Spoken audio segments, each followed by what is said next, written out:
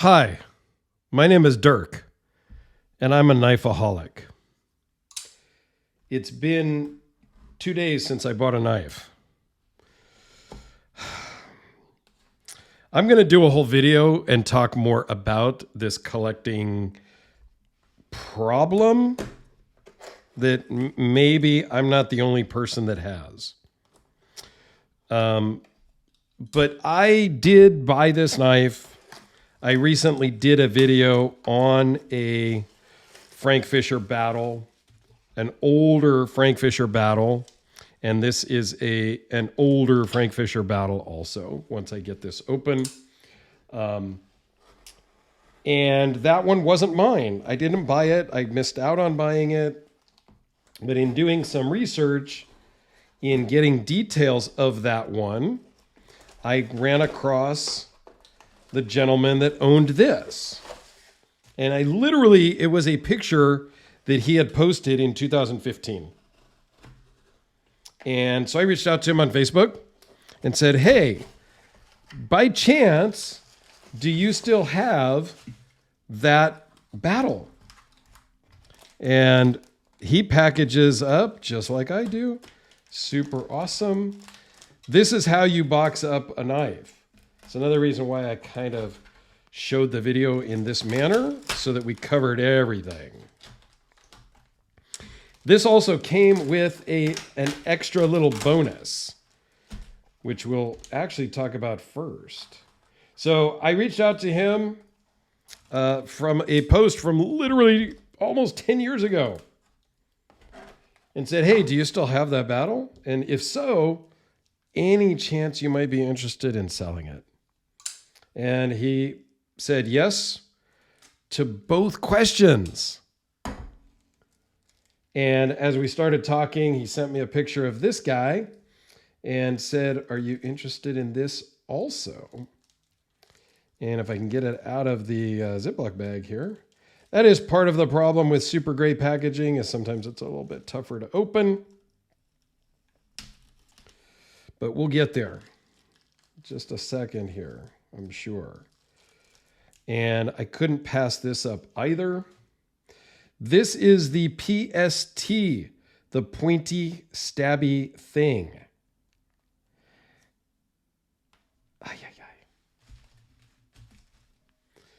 And we'll just zoom in on this. This is a leftover piece of scrap Damascus that Frank Fischer turned into a pointy, stabby thing. Pretty cool. I had to have this also. So I said, yeah, please include that in the box. Yes, it will cut.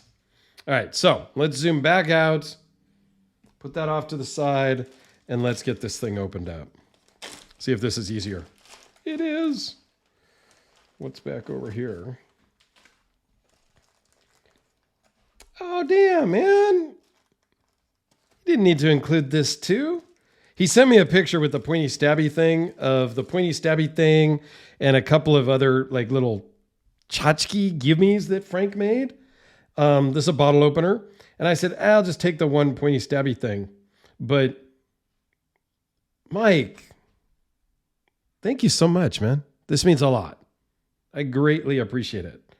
I know this is like a little trinket, a little thing out of titanium that Frank made. All right, cool.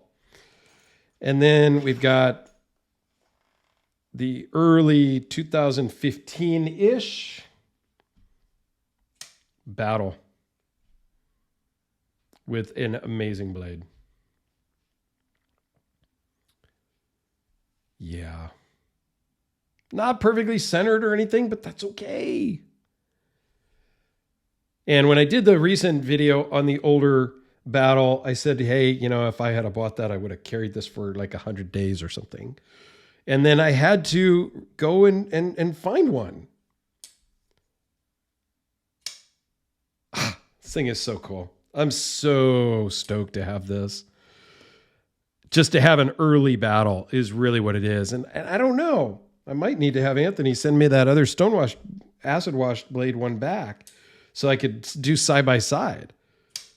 And Anthony's already asked me about trading him. So I hadn't even had it yet.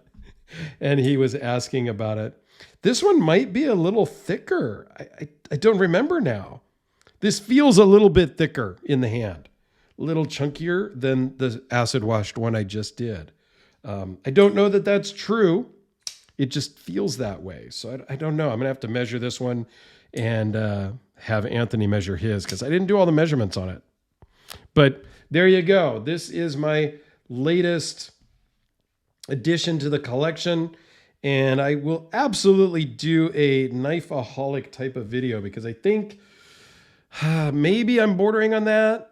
Maybe not. I don't know. I'm going to need some help from you collective group. But Mike, thanks so much for working with me on this.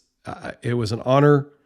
You absolutely, every step of the way, I can vouch for Mike, is a fantastic seller. He sent me about a dozen or two pictures of this and tried to show all of the little marks and whatnot.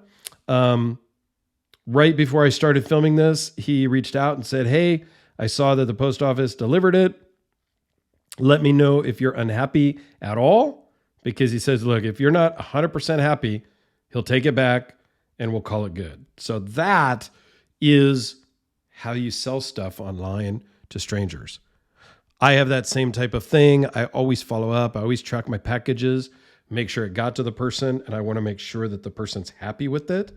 And I'm absolutely, on this higher end things, absolutely am willing to take them back. If I'm selling you a Spyderco Delica for, whatever, I'm not.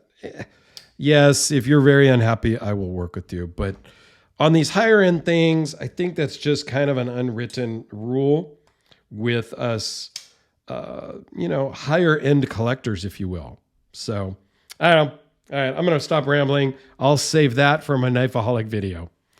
Let me know your thoughts, folks. I greatly appreciate all your time and listening to me ramble. Thanks a lot, guys.